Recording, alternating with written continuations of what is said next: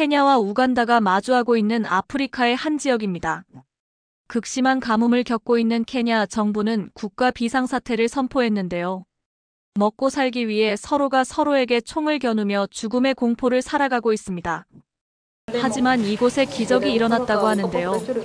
한국으로 인해 새 희망이 생겨 삶 자체가 바뀌고 생기를 되찾고 있다고 합니다. 무슨 사연인지 바로 시작하겠습니다.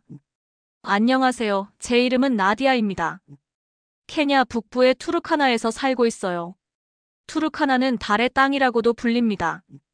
저희 부족은 대대로 이 땅에서 가축을 키우며 살아왔어요.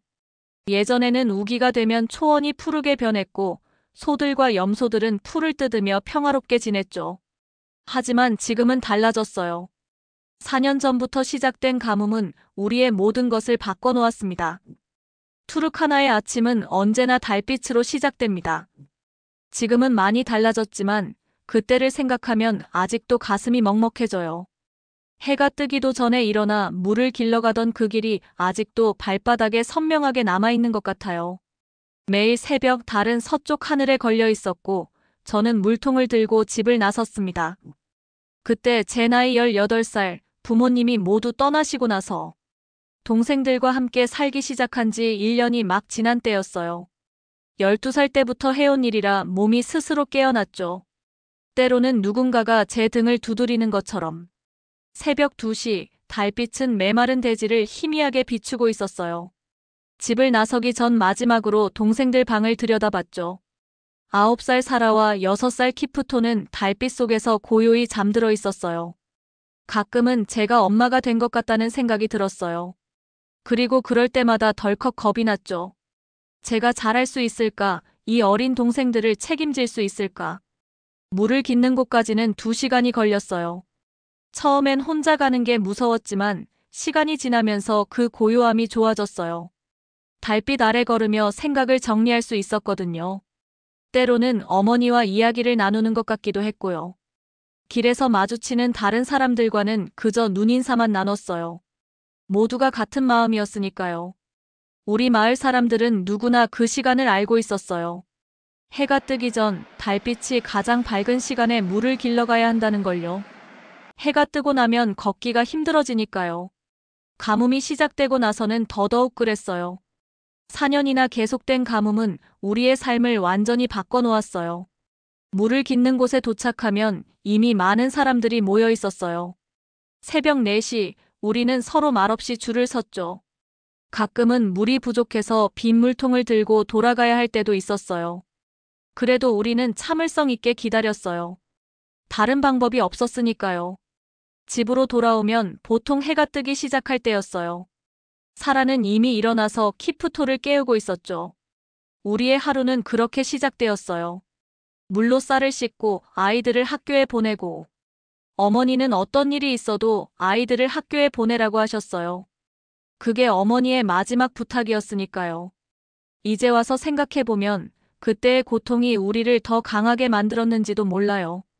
매일 새벽 달빛을 보며 걸었던 그 시간들이 나중에 올 변화를 견딜 수 있는 힘이 되었던 것 같아요. 우리 마을에 곧 찾아올 커다란 변화에 대해서는 그때는 몰랐죠. 우리 집 벽에는 낡은 사진 한 장이 걸려 있어요. 어머니가 염소떼를 몰고 오시는 모습을 찍은 사진이에요. 그때만 해도 우리 가족은 50마리가 넘는 염소를 키웠죠. 투르카나에서 가축은 단순한 재산이 아니에요. 우리의 전통이고 자존심이었죠. 어머니는 그 자존심을 지키기 위해 평생을 바치셨어요. 가뭄이 시작되고 나서 우리는 하나둘씩 염소를 팔기 시작했어요. 처음에는 늙은 염소들부터 그 다음에는 어린 염소들까지. 마지막 남은 5마리를 끌고 나가시던 날 어머니는 유독 힘없어 보이셨어요. 그중 가장 튼튼한 한 마리만 남기시겠다고 하셨죠. 이건 나디아 학비야. 어머니의 목소리는 떨렸지만 단호했어요. 그때는 이해할 수 없었어요. 왜 마지막 염소마저 학비로 써야 하는지. 우간다 국경 너머에는 아직 풀이 있다는 소문도 있었는데. 하지만 어머니는 고개를 저으셨어요. 국경을 넘는 건 너무 위험해. 나중에야 알게 됐어요. 이웃마을 사람들이 국경을 넘었다가 총에 맞았다는 소식을. 어머니는 이미 알고 계셨던 거예요. 마지막 염소를 팔고 돌아오시던 날 어머니는 심하게 앓으셨어요. 국경 마을까지 다녀오느라 지치신 데다 며칠 동안 제대로 된 식사도 못 하셨대요. 처음에는 가벼운 열이었는데 점점 심해지셨죠. 마을에는 의사가 없었어요. 가장 가까운 병원도 차로 5시간은 가야 했고요. 열이 심해지신 어머니는 일주일을 앓으시다가 조용히 눈을 감으셨어요. 마지막 순간까지도 제 손을 꼭 잡고 계셨죠. 내가 할 수 있다, 나디야. 너는 할 수 있어. 동생들을 부탁한다. 그게 어머니의 마지막 말씀이었어요. 슬퍼할 시간도 없었어요. 사라와 키프토를 돌봐야 했으니까요. 어머니가 마련해주신 학비로 저는 계속 학교를 다녔어요. 아침 일찍 일어나 물을 깃고 수업이 끝나면 이웃집 일을 도와주면서 생활비를 벌었죠. 주말에는 마을 장터에 나가서 심부름도 했어요. 학교에서 영어를 배우는 게 가장 좋았어요. 선생님은 제가 영어에 소질이 있다고 하셨죠. 어쩌면 그때부터였을까요? 이 배움이 언젠가는 우리 가족을, 아니 우리 마을을 도울 수 있을 거라는 생각이 든 건 어머니도 그걸 아셨던 걸까요? 밤이 되면 사라가 제 옆에 와서 누워요. 키프토도 종종 우리 방으로 와서 잠이 들곤 하죠. 그럴 때면 어머니가 우리에게 진짜로 남기고 싶으셨던 게 뭔지 알 것 같아요. 단순히 교육이 아니라 서로를 믿고 의지하는 법을 가르쳐주고 싶으셨던 거예요. 흰 차량들이 마을에 들어왔던 그날을 저는 평생 잊지 못할 거예요. 토요일 오전 마을 사람들이 가축 시장에 모여 있을 때였죠. 차에서 내린 사람들은 다른 NGO 사람들과는 조금 달라 보였어요. 그들의 눈빛에는 뭔가 다른 것이 있었달까요? 처음에는 저도 다른 사람들처럼 반신반의했어요. 수많은 단체들이 우리 마을에 왔다가 떠났거든요. 누군가는 우물을 파주겠다고 했고 또 누군가는 학교를 지어주겠다고 했죠. 하지만 대부분은 잠시 머물다 이내 떠나버렸어요. 가뭄이 너무 심각하고 이곳의 땅이 너무 단단해서 물을 찾기 힘들다는 이유였죠. 하지만 한국에서 온 이 사람들은 달랐어요. 그들은 먼저 마을 회관에서 모든 사람들을 모아놓고 이야기를 들었어요. 우리가 무엇을 원하는지, 어떤 도움이 필요한지를. 처음으로 누군가가 우리의 이야기를 진심으로 듣고 있다는 느낌이 들었어요. 통역이 필요하다는 얘기를 듣고 제가 자원했죠. 어머니가 남겨주신 교육 덕분에 영어로 대화가 가능했거든요. 그렇게 저는 한국 원조단체와 우리 마을 사이의 다리가 되었어요. 그들과 이야기를 나누면서 점점 더 큰 희망을 품게 되었죠. 김 선생님이라고 프로젝트 팀장님이 계셨어요. 그분은 매일 아침 해 뜨기 전에 마을을 돌아보셨죠. 처음에는 이상하다고 생각했어요.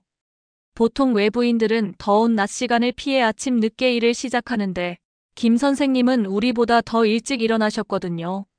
나중에야 알게 됐어요. 그분은 우리가 매일 물을 기들어가는 모습을 보고 계셨던 거예요. 얼마나 멀리 걸어가야 하는지, 그 길이 얼마나 험한지, 물은 얼마나 부족한지 직접 보고 계셨던 거죠. 우리가 도와드리겠습니다.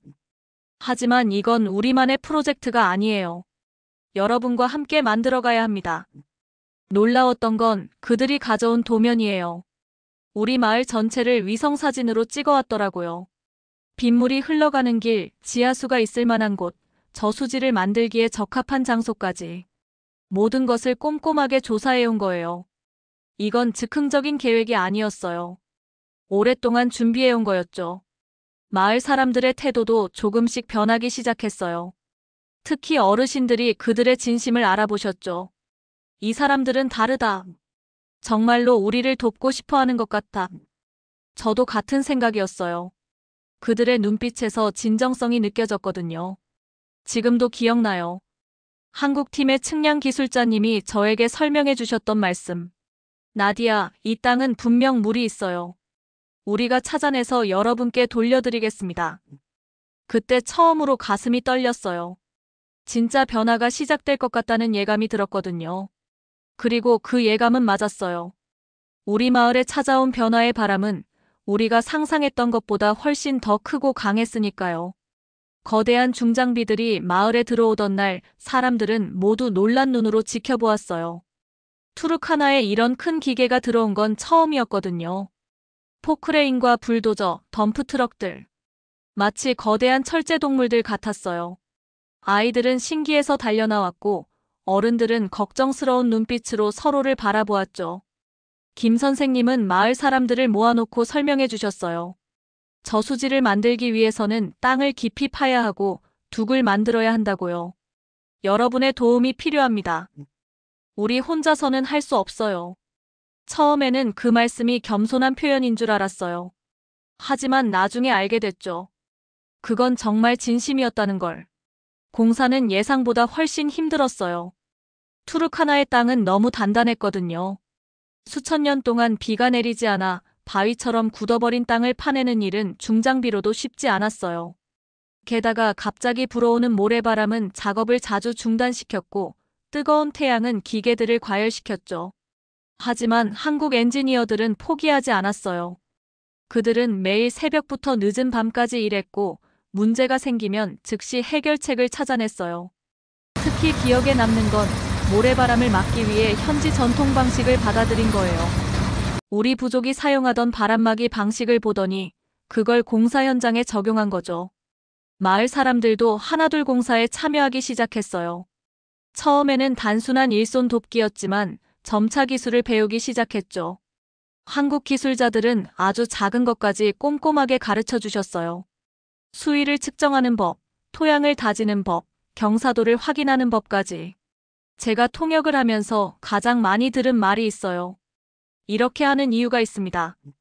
한국 엔지니어들은 항상 왜 이렇게 해야 하는지 설명해 주셨어요. 덕분에 우리는 단순히 일을 돕는 게 아니라 정말로 이해하면서 참여할 수 있었죠. 첫 번째 놀라운 순간은 지하수가 터져나왔을 때였어요. 물이 나오자 마을 사람들이 모두 달려와 환호성을 질렀죠. 김 선생님은 눈물을 글썽이시며 말씀하셨어요. 이 땅은 분명 물이 있었어요. 우리가 해낸 거예요. 여러분이 해내신 겁니다. 저수지 공사는 6개월이 걸렸어요. 그동안 우리 마을은 완전히 달라졌어요. 사람들은 더 이상 하늘만 바라보지 않게 되었고 서로 돕는 법을 배웠죠. 매일매일 조금씩 커져가는 저수지를 보면서 우리의 미래도 함께 자라나는 것 같았어요. 완성된 저수지는 우리가 상상했던 것보다 훨씬 컸어요. 7,000명이 넘는 사람들이 사용할 수 있는 규모였죠. 하지만 한국팀은 이게 시작일 뿐이라고 했어요. 물을 모으는 것보다 더 중요한 건 그 물을 지혜롭게 사용하는 법을 배우는 거라고요. 그들은 우리에게 더 큰 꿈을 꾸게 해주었어요. 저수지가 완성되고 나서 한국팀은 우리에게 새로운 제안을 했어요. 스마트팜이라는 건데 처음 들었을 때는 이해하기 어려웠죠. 더운 날씨에 어떻게 작물을 키울 수 있다는 걸까요? 투르카나에서는 소와 염소를 키우는 것 외에는 생각해 본 적도 없었거든요. 박 선생님이 가져온 태블릿에는 신기한 영상들이 있었어요. 이스라엘의 사막에서 채소를 키우는 모습, 아프리카의 다른 지역에서 성공한 사례들. 하지만 더 놀라웠던 건 한국의 이야기였어요. 1950년대 한국도 우리처럼 가난했다는 거예요. 전쟁으로 모든 것을 잃고 식량도 부족했다고 해요. 그런데 그들은 변화했고 이제는 다른 나라를 돕고 있다는 게 믿기지 않았어요. 나디야, 당신의 마을도 할 수 있어요. 우리가 도와드리겠습니다. 박 선생님의 말씀은 단순한 격려가 아니었어요. 그들은 정말로 구체적인 계획을 가지고 있었죠. 먼저 시범 농장을 만들고 거기서 성공하면 점차 확대해 나가자고 했어요. 시범 농장을 만드는 과정도 쉽지 않았어요. 특수 비닐하우스를 설치하고 물을 아끼는 점적 관수 시스템을 설치하고 처음 보는 것들 투성이었죠. 하지만 가장 신기했던 건 스마트폰으로 모든 걸 제어할 수 있다는 거예요. 온도, 습도, 물 공급량까지. 전부요. 첫 작물로 선택한 건 상추였어요. 왜 하필 상추였냐고요? 박 선생님 말씀으로는 상추가 가장 빨리 자라고 실패해도 다시 도전하기 쉽대요. 게다가 영양가도 높고요. 저는 매일 아침 상추가 자라는 모습을 관찰했어요. 어느 날은 박 선생님이 저보고 이제 당신이 투르카나의 첫 번째 스마트 파머네요 라고 하셨죠. 처음 상추를 수확했을 때 마을 사람들은 반신반의했어요. 이런 채소를 먹어본 적이 없었거든요. 그때 한국 팀이 특별한 요리를 준비했어요. 상추쌈이었죠. 고기를 넣고 쌈장을 발라 먹는 건데 이상하게도 우리 입맛에 잘 맞았어요. 키프토는 처음으로 나도 농부가 되고 싶어요라고 말했죠. 시범 농장의 성공 소식은 빠르게 퍼졌어요. 다른 마을에서도 사람들이 구경을 오기 시작했고 우리 마을 사람들도 하나둘 도전해보겠다고 나섰죠. 한국팀은 우리가 예상했던 것보다 더 큰 계획을 가지고 있었어요. 각자의 텃밭을 만들어주는 것은 물론 작은 규모의 수출용 농장까지 계획하고 있었거든요. 투르카나의 채소가 케냐 전역에서 유명해질 날이 올 거예요. 박 선생님의 이 말이 처음에는 꿈같이 들렸어요. 하지만 이제는 조금씩 현실이 되어가고 있죠. 저수지가 그랬던 것처럼 스마트팜도 우리에게 불가능해 보였던 일을 가능하게 만들어주고 있으니까요. 무엇보다 달라진 건 우리의 생각이에요. 이제는 더 이상 하늘만 바라보지 않아요. 우리 손으로 미래를 만들어갈 수 있다는 걸 배웠거든요. 그리고 이런 변화는 농사에만 그치지 않았어요. 우리 마을 전체가 새로운 꿈을 꾸기 시작했으니까요. 매주 화요일 오후 우리 마을 여성들은 마을 회관에 모입니다. 스마트팜 교육을 받기 위해서예요. 여성들도 농사를 지을 수 있다는 게 신기했지만 이제는 당연한 일이 되었죠. 키친 가든이라고 부르는 작은 텃밭을 가꾸는 법을 배우면서 우리 여성들의 삶은 조금씩 변하기 시작했어요. 적은 양의 물로도 채소를 키울 수 있다는 게 신기했죠. 수업에서는 작물을 심는 법부터 물 관리하는 법, 영양가 있는 식사를 준비하는 법까지 배웠어요. 특히 기억에 남는 건 처음으로 제가 키운 채소로 식사를 준비했을 때예요. 스스로 만든 음식에 직접 기른 채소를 더하니 영양가 있는 반찬이 되었어요. 아이들의 표정이 달라지는 게 보였죠. 건강한 식사를 준비할 수 있다는 건 우리 여성들에게 큰 자부심이 되었어요. 교육은 거기서 끝나지 않았어요. 우리는 함께 모여 토양 관리하는 법도 배우고 목초지를 조성하는 법도 배웠죠. 예전에는 남성들만의 일이라고 생각했던 것들을 우리도 할 수 있게 된 거예요. 매주 화요일 오후 우리 마을 여성들은 마을 회관에 모입니다. 처음에는 20명 정도였는데 이제는 거의 10명이 넘어요. 한국의 계라는 문화를 배워서 시작한 저축 모임인데 이제는 우리 마을의 작은 은행이 되었어요. 사실 이 모임이 시작된 건 우연이었어요. 어느 날 한국 선생님이 우리 여성들에게 물으셨죠. 한국의 여성들은 이렇게 돈을 모아요. 여러분도 해보시겠어요? 처음에는 웃음거리였어요. 우리에게 돈이 어디 있나요? 하루하루 먹고 살기도 힘든데. 하지만 이 선생님은 포기하지 않으셨어요. 매주 100실링씩만 모아보세요. 그렇게 시작된 모임이었는데 첫 달에 벌써 놀라운 일이 일어났어요. 한 회원의 아이가 갑자기 아파서 병원에 가야 했는데 우리가 모은 돈으로 응급치료를 할 수 있었거든요. 모임에는 규칙이 있어요. 매주 정해진 금액을 내야 하고 대출을 하려면 사업계획을 발표해야 해요. 처음에는 이런 규칙이 낯설었지만 이제는 당연하게 받아들이고 있죠.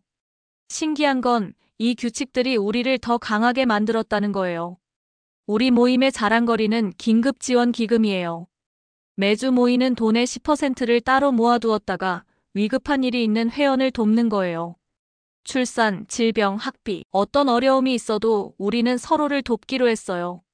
한국의 품앗이 정신을 배웠다고 할까요? 한국 선생님들은 우리를 동등하게 대해주셨고 모든 걸 자세히 설명해 주셨어요.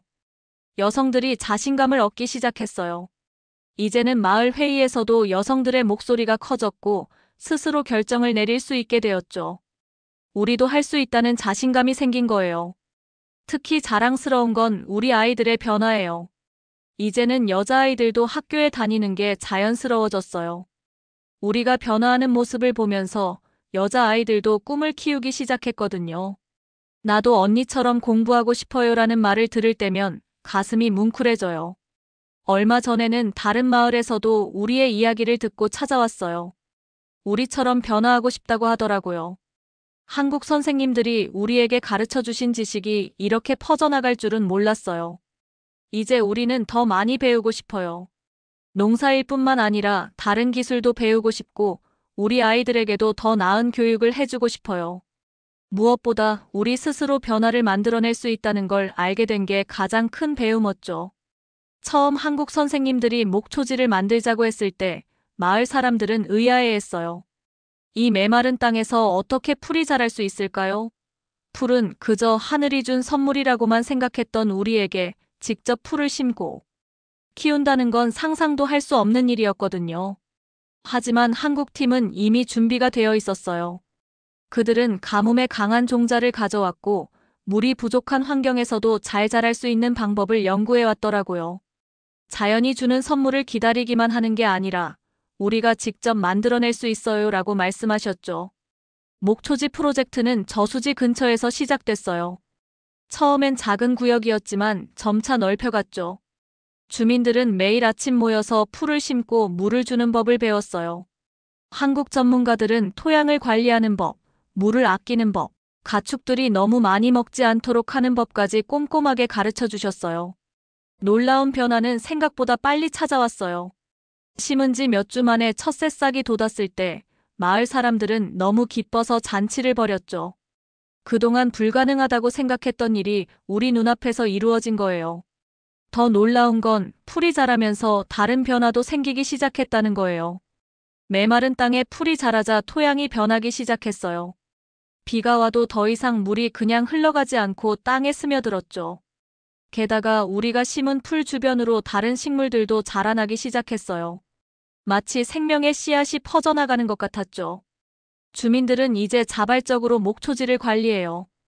풀을 심고 물을 주고 수확하고 저장하는 일까지.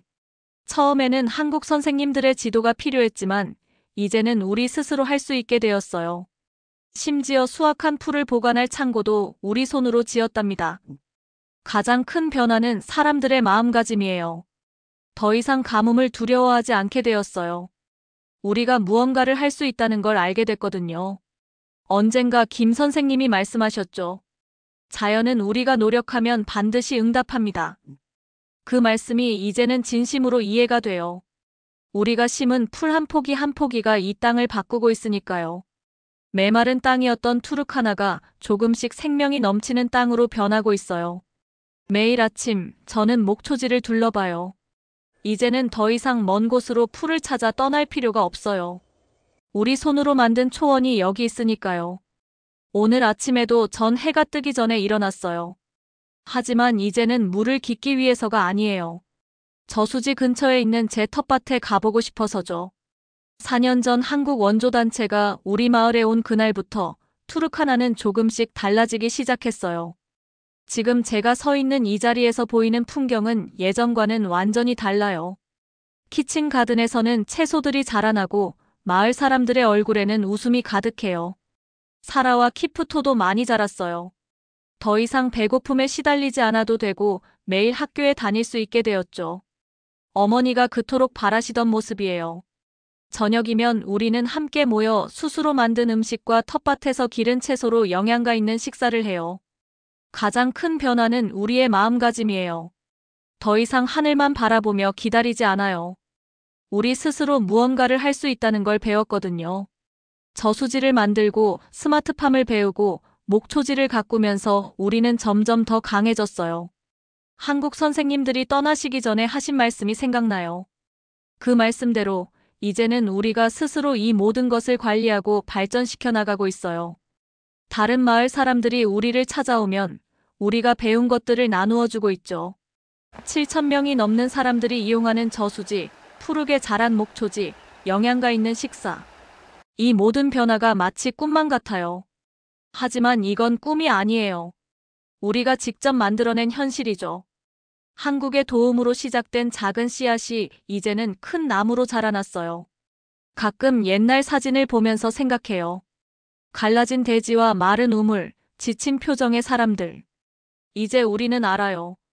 어떤 어려움이 와도 함께하면 이겨낼 수 있다는 걸. 투르카나의 아침은 여전히 달빛으로 시작해요.